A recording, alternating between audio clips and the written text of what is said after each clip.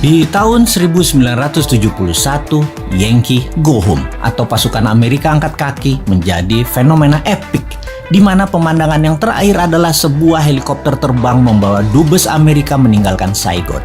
Amerika kalah perang dengan Vietnam. Amerika membela Vietnam Selatan, Vietnam Utara yang komunis menang pada akhirnya. Kemarin, kejadian berulang lagi di Afghanistan. Sebuah helikopter terbang di atas American Embassy membawa dubes Amerika keluar Kabul. Yankee Go Home. Taliban yang beraliran khilafah menang. Amerika kalah perang lagi. Setelah sejak tahun 1991 menguasai dalam tanda kutip Afghanistan.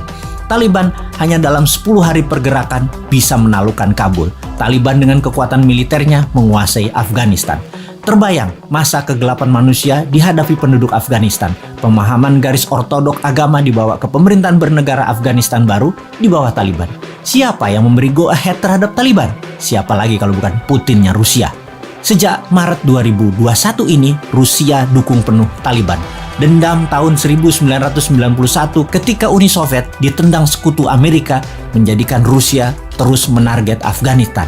Sama deh, ketika Newman nanti jadi, Timor Leste tetap dilirik untuk memberi pelajaran ke Australia dan pastinya memberi pelajaran pada pemimpin bangsa yang bisa dikatakan lemah, tak bervisi dunia sebelum Newman yang melepaskan Timor Timur dan kalah dengan Australia.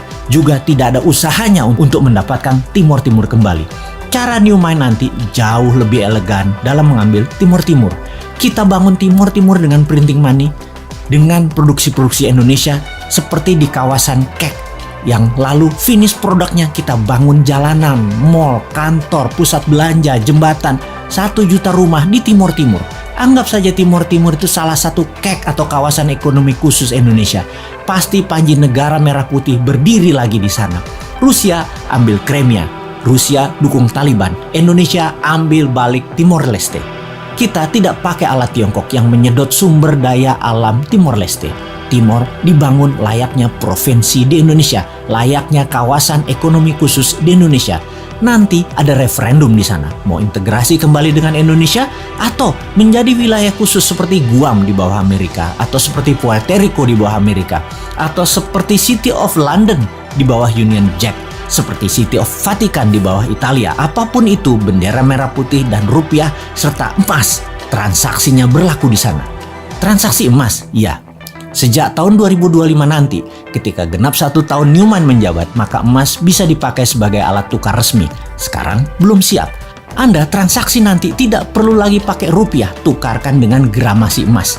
Ditarget dalam 3 tahun, 70% transaksi di Indonesia pakai emas, karena di 30 kawasan ekonomi khusus, termasuk Timor Leste, emas dipakai sebagai alat transaksi, transfer ke sesama tabungan rekening emas. Dengan demikian, Indonesia negara pertama di dunia yang tidak ada inflasi, tidak ada kejatuhan nilai mata uang, karena emas bukan mata uang, emas alat barter, emas alat tukar. Jadi, waduh, jauh bener ya 2025.